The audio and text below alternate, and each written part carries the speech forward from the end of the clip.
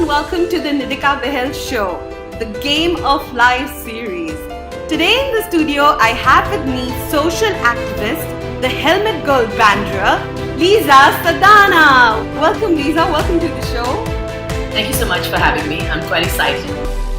Lisa, why don't you share with us and our listeners what is it that you do? I'm predominantly a swim mom, and that takes up a lot of my time. I'm a housewife. I like to cook. I like to socialize. I have a lot of friends that come home. I grew up in Sri Lanka, so I make really, really good Sri Lankan food. And I decided that it was time that I did something and gave back to society. And it wasn't about making money. It was just basically using my time proactively. I thought that I would be able to, encourage children, encourage young adults to do certain things, because I believe that I learned a lot from, my 44 years. I've been married for 16 years, and before that, I used to work 18 hours a day as a makeup artist. I made a lot of money, I traveled a lot, completely independent, lived on my own. After I got married, I found that after having 2 children, you really didn't have time to yourself. And you get caught up in, being the tiger mom. I supposedly am. But I wanted to get a bit of myself back. And I think it's important that women should realize that they were who they were before they had their kids and before they got married. So there are great opportunities out there, and mine begins with safety and creating awareness for kids. Wow, that's awesome. Lisa, why is it that you're called the Helmet Girl? That's actually, a funny question, because I'm always on a scooter, I'm always on a motorcycle, and it's my preferred mode of transportation, not only in Bombay, but in Pune, where I studied in Wadia College. Motorcycles were the way to get around. When I was in Sri Lanka, I hung with a group of friends that, rode superbikes. And I've been riding superbikes since the age of 14. How cool. So helmets weren't a part of that. I had taken a photograph with this helmet and I put it up. And it's not an urban legend anymore. Everybody knows that. I took a photograph with this helmet and I put it up, and I was sitting in my hall. And I had friends of mine who looked at it and thought it was really funny that I was reading the papers with the helmet. I just wanted to know how I looked, because how would it look? It's very important. I think that most people in Bombay or most people in India don't wear helmets because they find it inconvenient.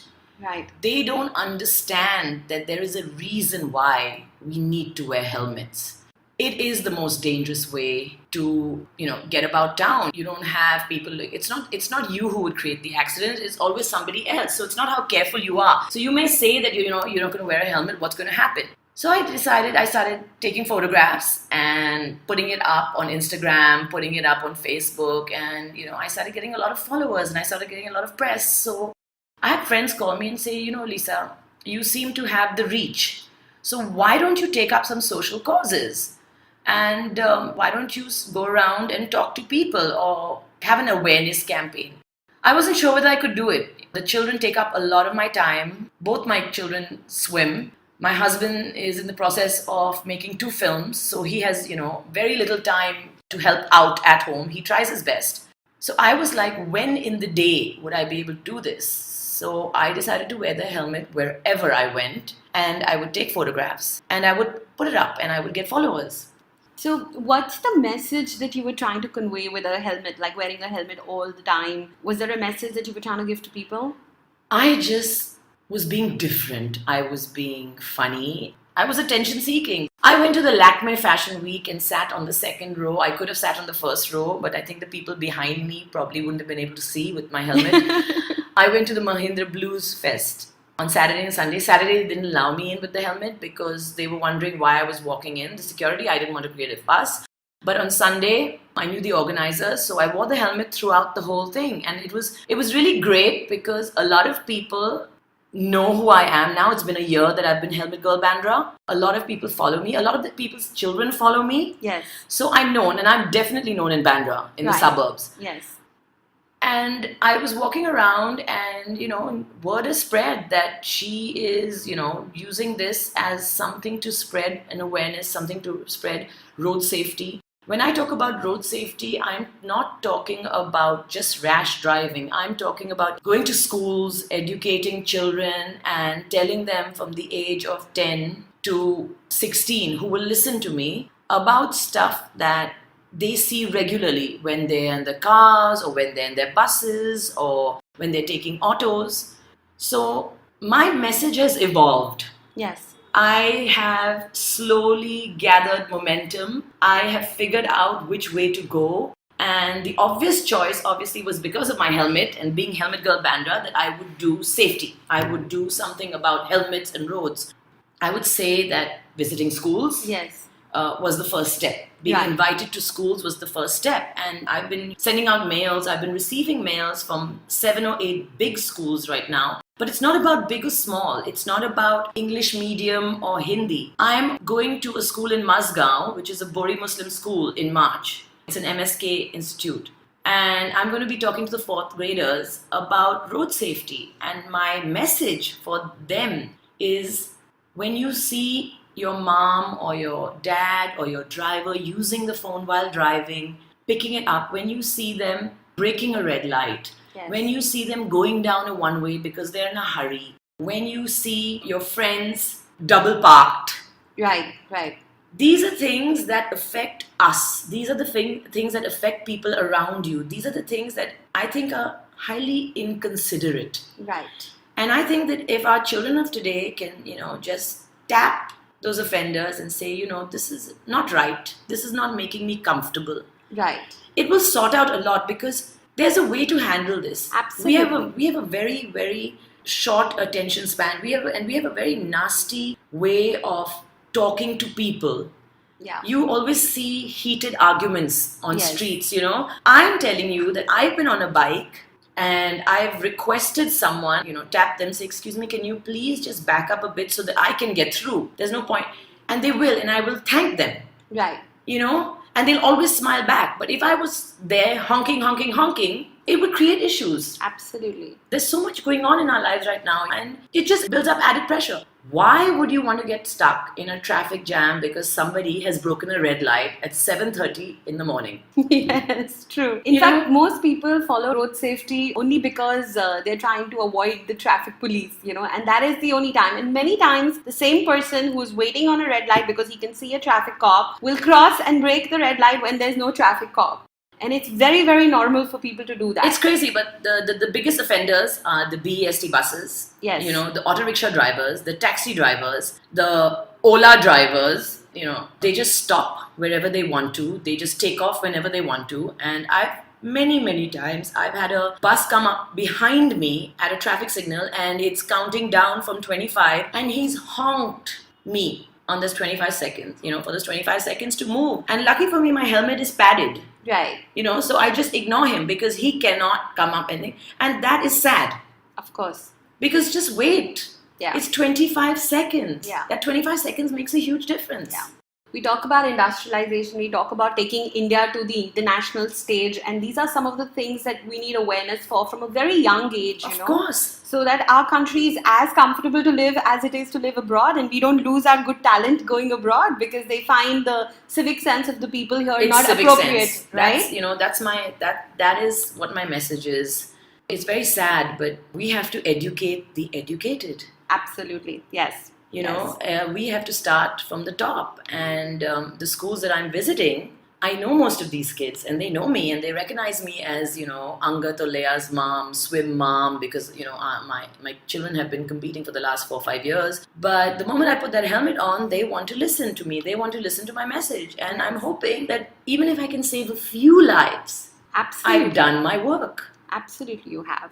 So, Lisa, is it true that you did have a couple of serious accidents in your growing up years, in your teenage years? I had some very serious accidents, actually. I'm actually surprised that I survived a couple of them, 2 of them, in fact. One was when I was 14 years old, and I was on a motorcycle with another friend, and we were 3 on a seat. Wow. I think it was 1100 Kawasaki. And 3 of us, and if you see those super bikes, you know that 3 people just can't sit on it because there's a weight imbalance. Right. So we went around a roundabout, and the two of us, the rider and me, I was sitting in the middle, we shifted our body weight to the right. But the girl sitting at the back panicked and she shifted her whole weight to the left. Oh my God. So the bike was going around this roundabout at about between 80 or 100 kilometers an hour. Ouch. And it spun, it toppled, the guy was thrown up against a pole. I woke up in hospital, so I actually don't know what happened to me. The girl had 35 stitches on her head. Ouch. She was at the back. The boy broke his leg in 3 places. Oh my God. But because I was sitting in the middle, I broke a toe and my favorite pair of blue high heel shoes got torn. So there's a God. It is not something that I'm proud of. It created so much turmoil in my parents' lives because, they were wondering what went wrong. They blamed themselves, but this was me. This was all me. Right. And, my message to young kids out there who think that they can go a little faster, that, can take that extra corner, that thinks that gravel is not going to hit, Yes. that wheel, you really have to be careful. You really have to think of those people at home. I heard a story recently about this boy, a Muslim boy in Bandra, and he loved bikes. He turned 18 a couple of weeks ago and his parents bought him a Ducati. He rode it to school the next day and he crashed and he died. And I cannot even imagine what is going on with that mom and dad. And, my heartfelt condolences, and I wish I had known. I'm just getting goosebumps when you're Me sharing too, that. it's making me teary because when I think of him, I see what happened to me and I'm just thinking that I need to be there. I need to reach out to these kids. I see them on Carter Road. I see, girls and boys laughing and speeding and zipping in and out of traffic. And all I'm saying is wear your helmet. Right. Because there are doctors out there that will tell you that if you have an accident, the helmet is what saves you. Absolutely. It's the only thing that will save you. If you get a brain injury, you may be paralyzed, you may not come out of it. You can break a bone. If you're wearing a helmet, you can break a bone, you can break something, but that all comes back. And my message to kids is just think about the person that you're riding with. Think about who you're taking. Right. Think about, is it okay if something happens, will I be able to face their parents? Will I be able to face their mom, their dad, their sister, their brother and tell them, oh, I'm so sorry? Oh, will I be able to live with the guilt of, having... I think that teenagers don't know guilt. They're always afflicted about doing right and wrong, exams, how to do well. We've all been told that, you have to get the grades, you have to do this, and, life isn't all about partying and... Right. But racing, bike racing, car racing, it's a rush. It is. It definitely is a rush. And we all did it. Yes. I know stories about people in Bandra that did it, but there was less traffic. Yeah. There was smaller bikes, less powered cars. There were fewer. Yes. And a lot of them did it and they were more and more experienced. These are very, very young kids coming into a lot of money, a lot of very fast cars and bikes, and they take it out for joyrides. Right. And most people that are sitting on the bikes with them, I know, have not told their parents because they definitely won't have permission to do that. Right. So I want to get to them, but I think now my aim is that I want to talk to school kids. I want to talk to primary kids. Yes. My message is to make them aware of what is going on around them. I don't want them sitting in their cars, playing with their video games and seeing life pass them by. Look around, see, okay, you've seen something happening. I don't want them to confront them, but I want them to be aware because maybe 5 years from now when they're driving, they'll be considerate. Absolutely. Absolutely, there will be. In fact, what you're sharing is reminding me of a lesson. I was doing this when I was trying to get my driver's license. The person who was training me, which is my dad, he told me that, a lot of people think that driving fast is really cool. Okay, but he said a real driver is someone who can actually drive in the first gear at a really low speed without the car stopping. Because the moment you drop the gear, usually people are not able to drive at that gear. The car keeps stopping and they keep switching it on. So real driving skills comes with driving at a lower speed because that's tougher. And that's a message he gave me, and I think it's so powerful because it's always reminded me that it's more cool to drive at a lesser speed than it is to drive at a higher speed. I'm a fast driver, let me tell you. I love my car. It's a small car, it's a fast car. The kids love sitting with me when I'm driving, but I'm very careful. I know that if it's going to take me 45 minutes to get somewhere, I will leave 50 minutes before. Absolutely. Because that is very important. I think that parents, adults, people out there, that if you know you have to get somewhere in a hurry, you need to leave on time or earlier. The world is a crazy place. There's enough going on. Why would you want to get stuck in traffic and be in a bad mood or not get to some place on time just because you couldn't leave earlier? Yes. Lisa, if you had the support and sponsorship available, how far would you like to take this message? I've actually been slowly trying to get in touch with Anand Mahindra. Last year he launched Mojo Bikes, and I remember when I just started Helmetgirlbandra and I saw his helmets, and I was like, man, it would be really cool if we could do small, short programs, and putting it out there, because he has the infrastructure. I'm just one person. Actually, I'm not one person. It's just me and my daughter. My 10-year-old makes all the videos, and she started uploading it on YouTube, and then she'll tell me how many likes. I have a couple of celebrity friends that, always forward stuff, and it's great. But, I cannot always depend on them. It's not fair. Absolutely. They've got to where they are out of hard work, and I cannot, try and ride on their success. I'm sure they don't mind, but it would be great. It's not about money for me. Yes. It's about creating the social awareness. Like I'm saying, the message that I have will save lives. I have been in situations. I have been in accidents. I'm on the road 18 hours of the day. So I know what's going on, I read in the papers on Sunday that the Commissioner of Transport and Police had a bike ride for helmets. And I could see that they'd given out, these helmets. And I noticed that they were orange helmets, and they must have had the ministry logo on it. But I want to see, out of all those bikers, how many of those helmets are going to be used from tomorrow onwards. Yeah, absolutely. That's right. The idea is that when you do these kind of things, you need to implement it. You need to follow it up. Right. They're doing great stuff. They're trying to do great stuff, but they don't have the manpower. And we have a huge population. And we actually, if you sit in an auto and you look around, nobody really cares, because nobody's fearful of the consequences. That's right. There's no awareness. Yes, there are no consequences. I mean, if my son behaves badly in school, he gets detention. That's a consequence. It will stop him from behaving badly. Right. If my daughter, is rude, or, I will take away her laptop for the weekend because I know that she can't do without it. Right. That's a consequence. So when you see people breaking rules constantly, breaking red lights, going down one ways, it's not about shouting at them. It's about really taking action. Absolutely, yeah. So I would love to work with companies. I would love to work with corporations. I would love to work with the government. It's free. I have lots of time. Right. I would love to go out there and help them. And I think even big corporates who have CSR budgets, I'm sure they can take that up as well, right? I'm sure. I'm not looking for sponsorship.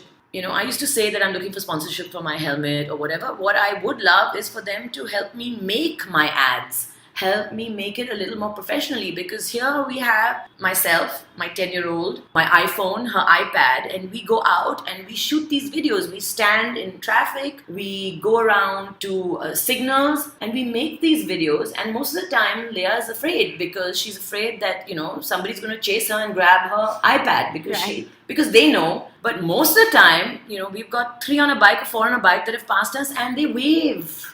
Oh my God. Yeah, they're so exciting because they don't give a shit. Right. So they wave. So I want to make funny campaigns. I don't want to make those campaigns that you see in PBR, those smoking campaigns where the father's coughing, and the daughter is like looking at the father, you're dying, and the father's blowing smoke on the daughter's face. Yeah. We don't live in the 80s anymore. Absolutely we don't. Yes. Yes. I need the kind of backing where I can use fast bikes, where I can show them what happens. I can interview victims. Right. Get access to people who've lost families. Put up their interviews. Absolutely. And YouTube. I think that will be very, very powerful. It will, that message. But I can't do this on my own. I need help. And I would love it if somebody came forward and say, hey, why don't you come forward with a proposal and I'll work on it. Right. So, Lisa, how critical it is to wear a helmet to win the game of life?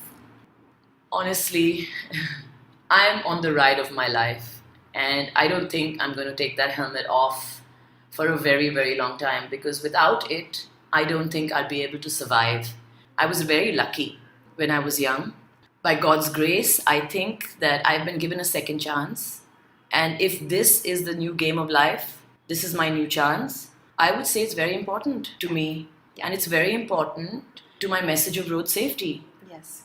And if you can help me, and if Game of Life can help me get my message across to as many people in India, because the rules are very strict abroad. Yes. But in India, in Bombay, in Bandra, let's start with our suburb, then it would, all this that I'm doing, all this work that I'm doing, all this madness of wearing my helmet to social events and parties and, people making fun of me or, banging my helmet with their whiskey glass, and me just smiling through it would be worth it. Absolutely, it will be. So, Lisa, you know what? I know you do talks on road safety, right, in schools, and of course you can do it for corporates as well, right? Yes, of course. Yeah. I think it would be a great idea because, like I said, you need to re-educate the educated. Yes. So if somebody wanted to get in touch with you to, sort of invite you and to speak at their event for road safety, how can they reach out to you? I'm at lisasadana@gmail.com. I'm also on Instagram as Helmetgirlbandra. I have a Twitter account which is Helmetgirlbandra. So it's HelmetGirlbandra. I'm always available. I answer most emails, most messages, most tweets, within the day. So if anybody's interested, please get in touch with me. I'm free and I'm available to spread the social message. Yes, and I think that is so amazing that you're doing this because we need it in India for sure to build some civic sense. I'm so glad. Somebody needs it. So thank you so much, Lisa. Thank you so much for joining us today and being with us in the studio and talking to me. Any final words you'd like to leave the listeners with? Yes, I think that you need to love life. It's huge and safety comes first. In whatever you do, you need to stop and think about yourself. You need to think about your parents. And please think about everybody around you and how your actions, any kind of actions, would affect people around you. It'll just make the world a happier place to be. Yes. Thank you so much, Lisa. Thank you for joining me. Thank you guys for listening to us today. I'll be back soon with another incredible guest. So hang in there. See you soon. Bye-bye.